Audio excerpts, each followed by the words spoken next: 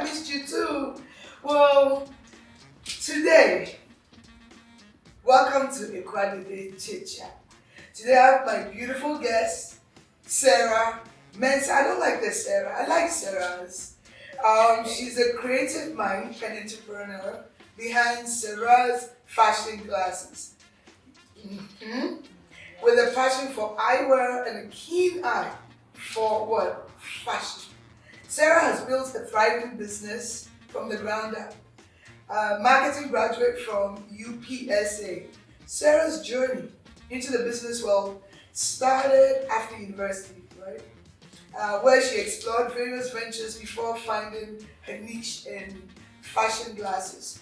Despite operating solely online, Sarah has grown her brand significantly through the strategic use of social media, particularly Instagram.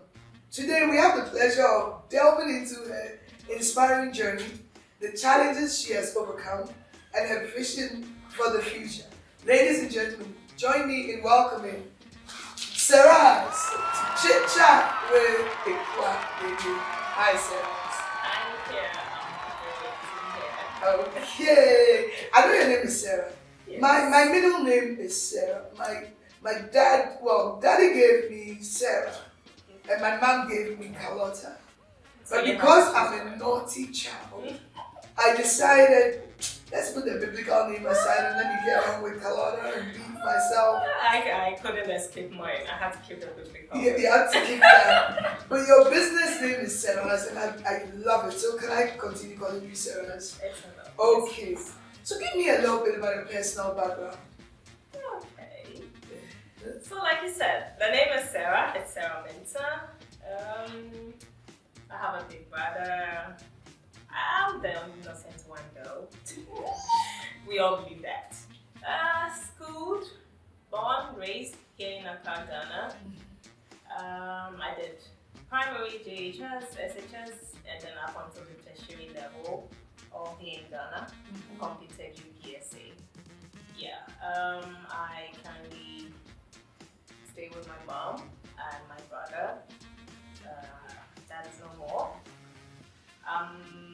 Partly Ghana, partly Fanti. Oh. Yeah. Oh. And that's where the Fanti in the Instagram route is coming from. Oh, because I was wondering. What's your today? And welcome. For those of you who do not speak any or understand any Ghanaian dialect, I just asked her how she was doing, and she said she was doing good. So, as a marketing graduate, I'm diving into a few things before we get going. Oh. Stop. I've seen you naughty on Instagram. I'm not like that. Okay. You started business right after university. Yeah. What drove you to pursue entrepreneurship instead of a traditional career path like medicine, law, accounting, whatever they call it these days? So, growing up, I've always wanted something different. When I was growing up, I was always seeing my dad going to work, even on weekends. He's just not available to us. I'm like, why do you have to do this to yourself?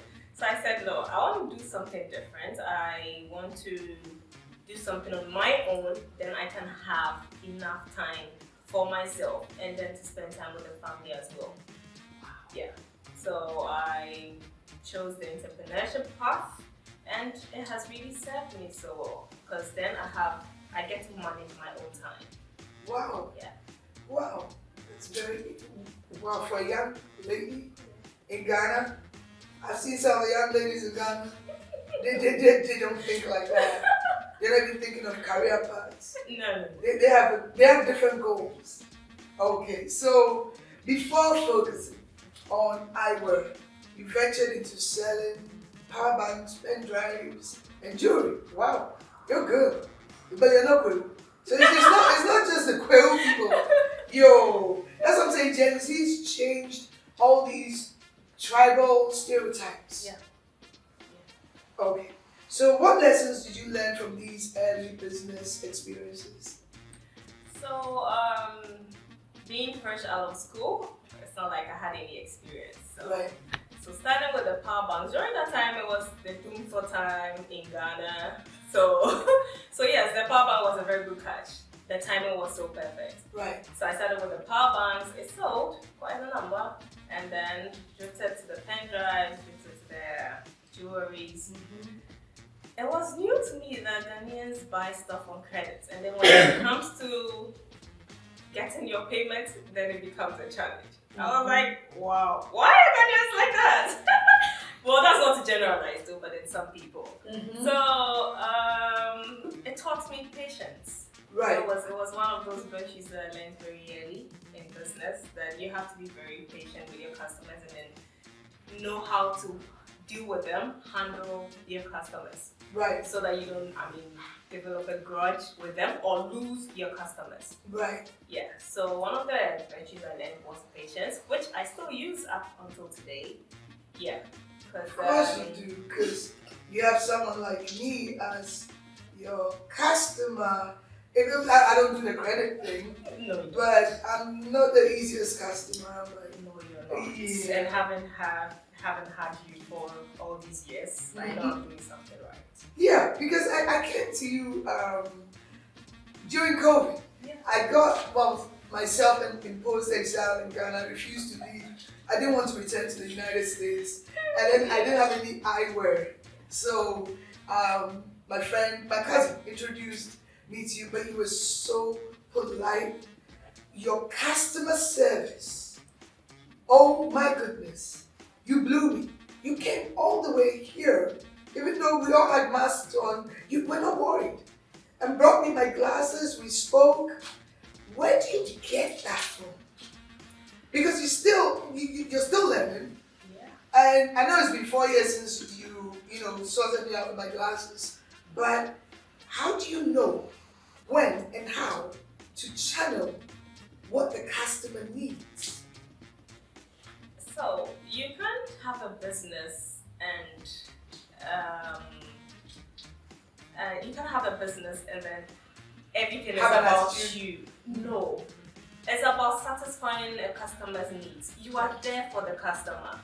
The business is not about you, it's about the customer. Right. So if you're being rude to your customer, then there's no point having a business. So you have to care for your customer. It's not just about the product. It's the whole welfare of the person. Wow. So you need to pay attention to the details. What does this person want? Is it just this? What else does it? What can I do? What that extra thing that I can do to foster that relationship? Hold that thought. So what's the craziest thing you've done to get business? Craziest. Besides all the crazy things you do on Instagram. And can I talk about what you do on your WhatsApp status? That's just for the WhatsApp contents. But we need to know because, oh my God. Yeah, no, I don't know, the first time, the first time I go on the WhatsApp status, I was like, are they making out or they're not making out? And I'm like, and then the next thing I saw glasses. And then the next thing was two people that they're in love, they're doing something. Yeah. And I'm like, wait, this is not pornography. What is she trying to do? Yeah. What made you do that? So, as much as we struggle to admit, sexual content sells. It does. We might argue it out, we might scream it's bad, it's a sin and all that, but then it sells content. So I thought, okay, why not add something a little sexual to the content? And I noticed that when I post those stuff on Fridays, I have a lot of views. So I said, okay, then let me use that. So one content, a little bit flirty, one business content. So you can't miss it. Yeah. You have to see it, because if you are there to see the flirty content, then you are there to equally see the business content. So even if you miss out on the product today. Yes. I mean, it's registered in your mind like, I want to see that post there on her status sometime. But she sells glasses. Yes, okay, let me recommend her. Wow. Yeah. Wow. Very creative. Very creative marketing. I love that. I'll steal that. One day, I don't know. I might get in trouble. No, me. I don't know. Don't take this one. So I know you sell mainly name brands Yeah. at affordable cost. Yeah. So why don't you have your own brand? Why isn't there a Saraz brand? Okay, so what I noticed was that most Ghanaians like to affiliate with their international brands because that is what they are used to and that is what they know. And as a business person, I mean, you don't want to stock up goods that are going to be stuck in your warehouse. Right. So you want to give your audience what they want and then what they need. Yeah. So, Sarah, you have non-Ghanaian clients. Yeah. How do you manage these clients differently compared to the local clients? Aha! Because with those of us who don't live here, I'm a Ghanaian, but I don't live here. Who call me diaspora or something. Well, is that what it is these days? But how do you handle the difference? Okay, so I'll say that for me, every client is special. Every client is important. Doesn't matter whether you're foreign, whether you're international, or you're local. I treat everybody equally because the end goal is to make sure that you're satisfied as a customer. So one thing I noticed with foreign clients is that they are very prompt with their time. But when you on the flip side, when you come to our side, I mean, people are like, I'll meet you at 8 a.m. They show up at 9 a.m. and they don't see anything wrong with it. And they don't talk about it. They're like, but I showed up. Aren't you even grateful that I showed up? Yeah. Wow. So when it comes to the foreign, foreign market, I think one thing plays out, which is time, their promptness, and then professionalism. I give it to them. Right. So who do you enjoy servicing more? Foreign people? No, that's a serious question. Now you're putting me in Yeah. Because, listen, she lives in Ghana, but she's kind of leaning towards the foreign and non-Ghanaian clients. But we're still buying their products. So. Yeah. Oh, well, in conclusion, I love you all. Oh, smart girl. So, how did you build your social media following and leverage these platforms to grow your business? Because you've done a fantastic job. You have a very large following, very large one. On I've seen Facebook, I've seen Instagram. How did you do it? I'll pin that on consistency. Everything you want in life or every growth process takes time. Every business, every relationship takes time. You need to work at it. For social media, I'll say it's because I've been consistent. I keep showing up every day, I keep showing up every day. Well, with the videos too. Yeah. Speaking fancy. Sometimes eating. I don't eat it, I just taste it. You just taste it. Yeah. Mm-hmm. You're a very beautiful young lady. So that works in your favor too, doesn't it? It does.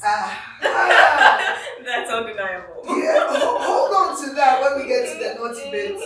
Okay, so what unique challenges and opportunities have you encountered as a young female entrepreneur in the fashion industry?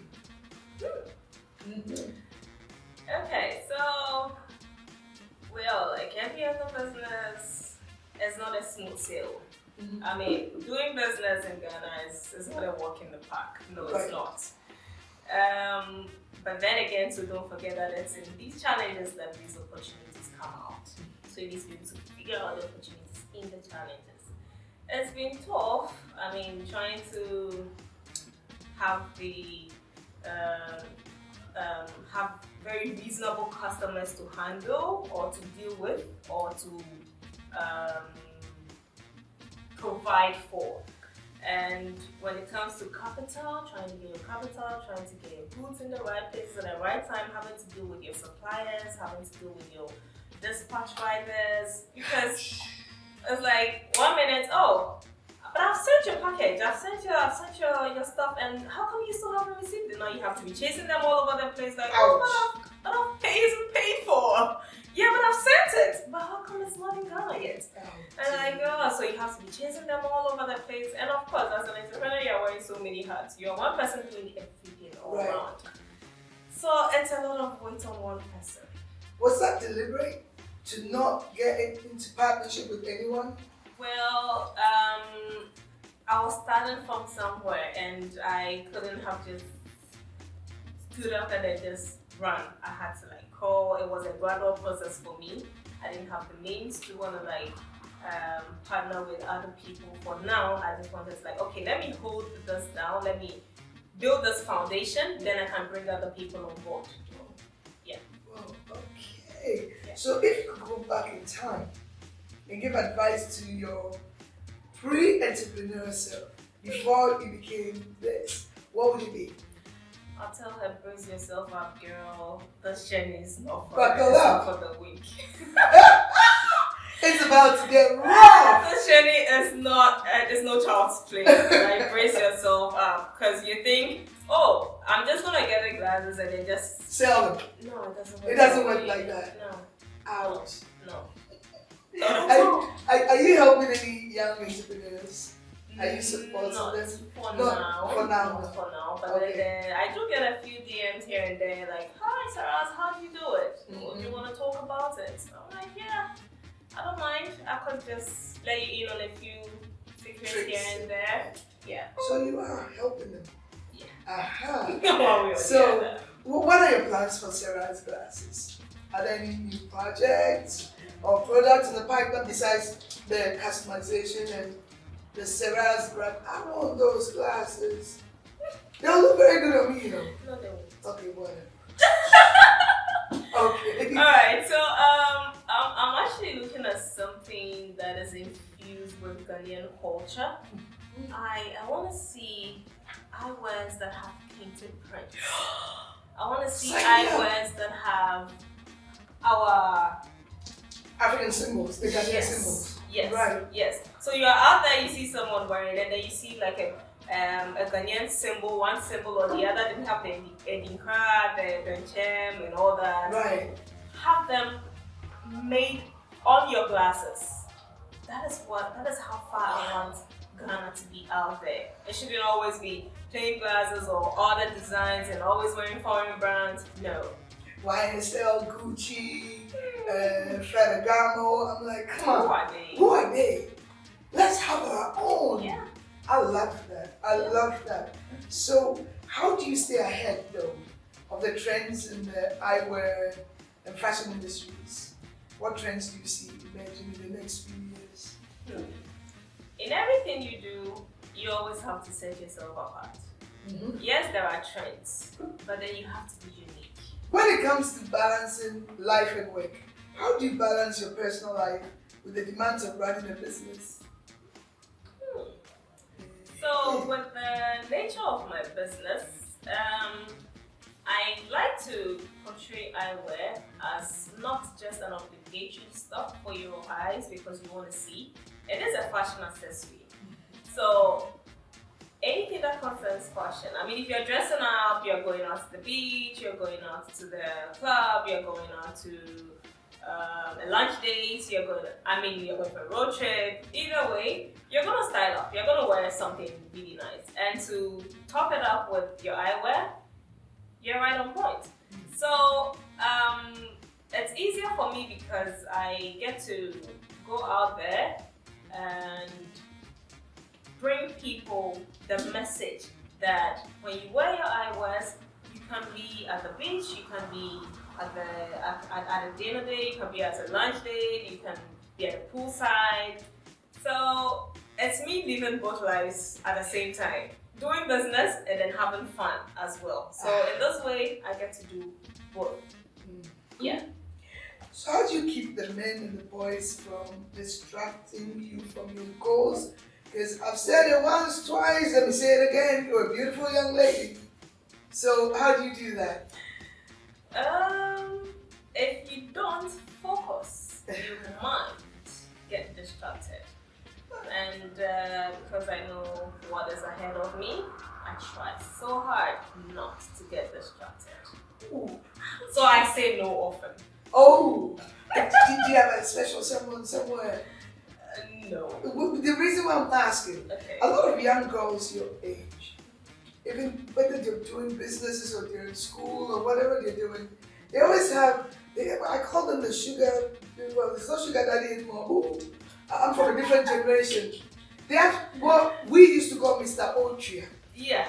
There's someone paying for, but you said to me the other day, paying for their lifestyle, paying for everything, helping them with their businesses. Do you have something like that? No, please. I love this child. Oh my goodness.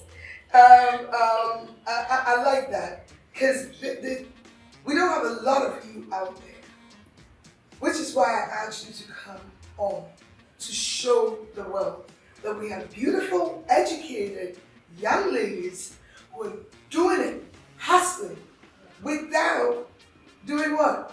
Laying flat on their backs and some big man giving them money. It's become like, to me, it's like a sickness. It's become a norm. It's become the norm, and it's bad. It's polluted what Ghana used to be when I was growing up. I know we can't go back, but do we have to move forward like this? It's really bad. I really admire you for your strength in doing this, but don't think you're escaping the naughty questions. Let me ask you one more. What's the best mistake you've made in business, and what did you learn from it? Best mistake. Yeah, because all mistakes are good, I think, because we learn from them. Yeah. Okay, so I'll talk about an order I made for a customer of mine. So there was a particular eyewear that she wanted, and it's not something that the customers love. So she said, "Oh, why not order about 10 pieces for me, and then when your stuff comes in, I'll make the payment." And I was like, "Okay, well, I know you. I mean, we've had this relationship for a long time, so." So I order the stuff, it comes in, and then she's like, "Oh, I've changed my mind." And I'm like, "Ouch! Why are you doing this to me?" She wants you to wear every single one of them every day. And this is not even something that the audience love. This is not what my customer base love. Right. So now I have to figure out a way to push it out there, Right. so that I can make my money back. So for me, that taught me, okay, if you want to order something, why not make you pay like a commitment fee or something? Then when it comes and you change your mind, then we know that we are on the same page. Yeah. That's a good mistake. Yeah. That helps. Yeah. I like that. I like that. Now, would you date outside your race? When it comes to dating, for me, I feel relationships is more about connection, being able to connect with someone, and then if you guys share the same values. I wouldn't be too picky as to which race, Right. but I wouldn't mind. Yeah. Oh, I like that. It's a bit dicey, bro. I answer. No. When you saw the man on session. No. I get this. Okay. So comes the next question. Yeah. You know, a lot of Gen Z folk, which you fall into, do not believe in marriage. They're children, or they'll have children without the marriage. Do you believe in marriage? Would you like to get married one day, have children? Would you like to do it the orthodox way? No. Marriage, children? No. You don't care? For me, I think marriage is just about... Overrated? Yeah, it's just about putting a band on your hand. I believe in partnerships. Okay. Yeah. I believe in having someone who will be there for you all the time. You know that this is my person. You know that you have a companion in the person that you can share all of your life with. So it's not just about having a ring on your finger. Yeah, but then knowing that you have this person who's there for you all the time. Do they have to be rich? Well, partly. Because you don't want them taking your money. We can share what I have, but then that means that you should also have to come in with something that we can share. Yeah. You see, so if you could switch lives with any successful entrepreneur for a day, who would it be? And why? You have to think of someone. Yes, I was thinking of someone. Let me see. Who are the big entrepreneurs in Ghana? Okay, so I think I've read about Prince Kofi Amwakwe. Aha! UT back. Beauty Bar. Okay. I like how he changed the dynamics of dynamics of loans and then banking system in Ghana. That's one thing I've noticed with Ghanaians. Ghanaians like to take loans and not return the money. Yeah. Like, okay, I've taken the money in hand and so with his approach, you bring in a collateral, I give you your money in less than 48 hours, you sign a contract, you're going to return the money to me in 3 months or in 6 months, you don't keep to your word, I get to keep your collateral. I think that changed the face of Ghanaian banking system, economy, loan given, taken, Right. you know. Aha. I So, like that. so yes, it did work for Ghanaians. I don't know, I mean, how he got all these issues and all that, but I think that guy is quite knowledgeable. Oh, he is. And I would love an opportunity to meet him and pick up his knowledge. Really? Yeah. I can arrange that because I know him. I would love that! I can arrange that. I Because he started from nothing Yeah. and made it. Yeah, you made it. He made it. So I know someone who knows someone who knows. No, my sister knows him very well. Okay. So I'll hook you up. I can't wait. Hey. So we're getting to the part where we're going to. I know you said you can dance. Maybe you're like this child of mine called Rhoda who has 2 left feet. When the song is going left, she's going right. But that's okay. Can I sing instead? No, you cannot sing. Do you want to do push-ups? No, Oh. please. I'll rather dance. Okay, I'll take the beats. I'll dance. Alright. Oh, but can I ask one more naughty thing before we dance? Please. I mean, if you're not dating, which you said you're not dating? No. No, let me ask you this, because there's a difference in the dating system here in America.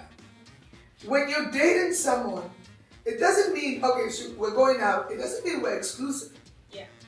So, and you can't call the person your boyfriend or your girlfriend.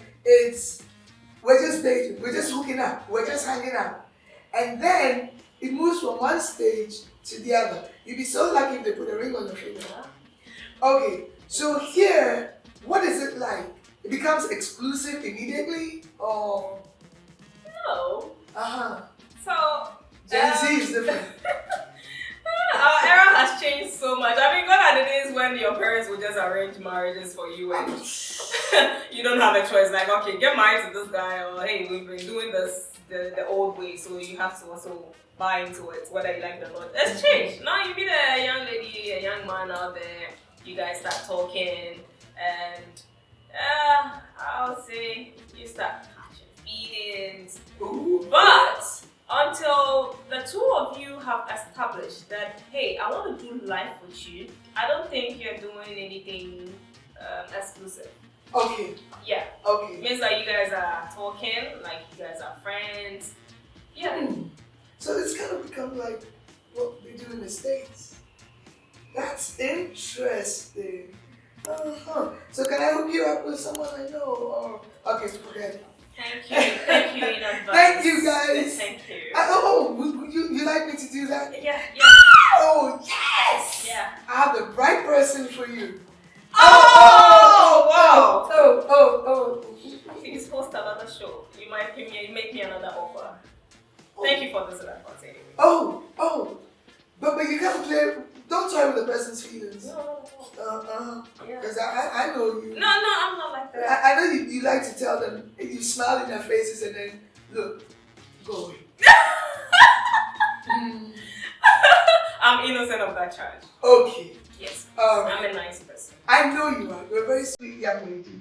And I'm so glad you came here.